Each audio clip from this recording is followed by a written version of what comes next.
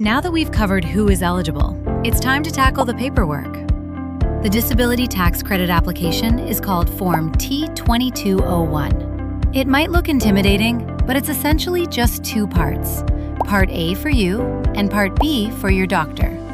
In this module, we're going to walk through the digital and paper options, who can sign your forms, and what to do once the Send button is clicked. In 2026, you have two ways to apply.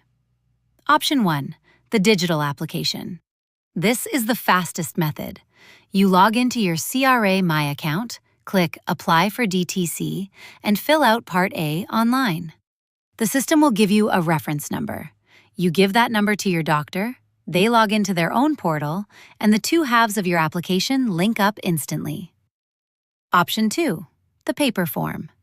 You can download the PDF from the CRA website and print it.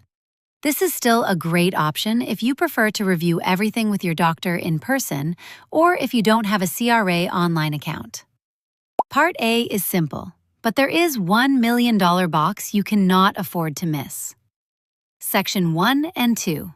Basic info for the person with the disability and the supporting family member. Section 3. The adjustment request. Check this box. It gives the CRA permission to automatically adjust your tax returns for the last 10 years. If you don't check this, you might get approved for the credit, but won't get the retroactive refund check without filing even more paperwork later. Let the CRA do the work for you. Check the box.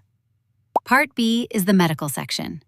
Your doctor doesn't need to fill out every page, only the sections that apply to your specific disability. Critical tip. The CRA doesn't just want a diagnosis like diabetes or arthritis. They need the doctor to describe the functional impact. For example, instead of patient has COPD, the form should say, patient cannot walk 100 meters without stopping for 5 minutes to catch their breath. Functional detail is the difference between an approval and a denial. Most people think only a family doctor can sign the T2201. Actually, the CRA allows several types of professionals to certify Part B, depending on the impairment. Medical doctors and nurse practitioners can sign for all categories. Optometrists, for vision. Audiologists, for hearing. Occupational therapists or physiotherapists, for walking, feeding, and dressing. Psychologists, for mental functions. Speech-language pathologists, for speaking. If you're looking at these forms and thinking, I don't know which category I fit into, or my doctor is too busy to do this right, you aren't alone. This is where Disability Credit Canada comes in. We act as the bridge between you, your doctor, and the CRA. We review your medical history, determine which categories offer the highest chance of success, and we even provide your doctor with the correct functional language to ensure the form accurately reflects your life. We make sure Part A and Part B are perfect before they hit the CRA's desk. And remember, we only get paid if you get approved. If you want us to handle the paperwork, visit our website for a free consultation.